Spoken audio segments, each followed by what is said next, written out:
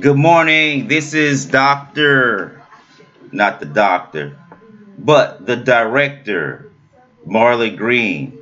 Welcome to this short skit.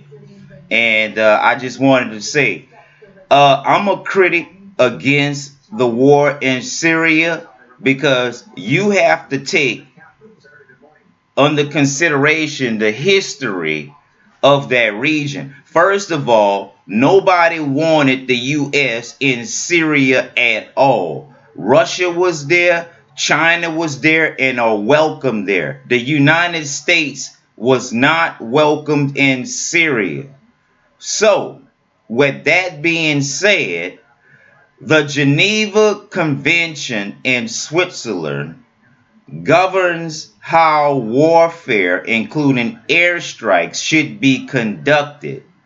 The United States has a long history, and so does Israel, of violating weapons treaty, but have a minimum of critics. The media is part of the military industrial complex, and the military industrial complex is heavily invested in the Middle East.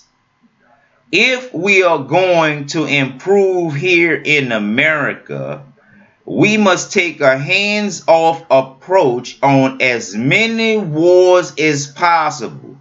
Otherwise, your promises, Mr. President, will be broken.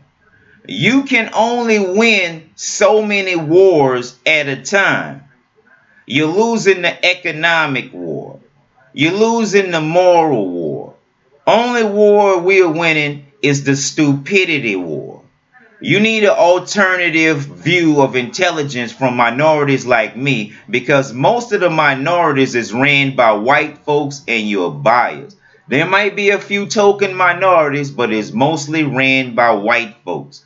White folks cannot be trusted, especially now, and I would recommend China not help United States on other Asian countries, because America is really racist and they will use that against you. I agree with Mr. Putin that the United States yet violated the Geneva Convention's rules again. And if they expect the international community to just roll with them, they are sadly mistaken. This is the same pattern of reckless decision making that was allowed to blossom the weapons of mass destruction campaign, which end nowhere. All of those weapons that was found in Iraq the first time, all of those weapons, chemical weapons that were supposedly stolen after the second Iraq war, Israel is responsible for most of the terrorist organizations in the Middle East in an effort to control the Middle East.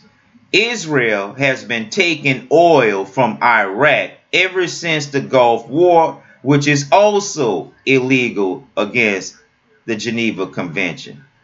I would recommend the world community to start sanctioning the United States and start sanctioning Israel and start boycotting and start protesting at the UN. Because obviously, those who have the hammer to everybody else looks like a nail. And so if we don't cut this out at the root, nobody will. President Trump is not calling the shots in Syria. The military industrial complex is.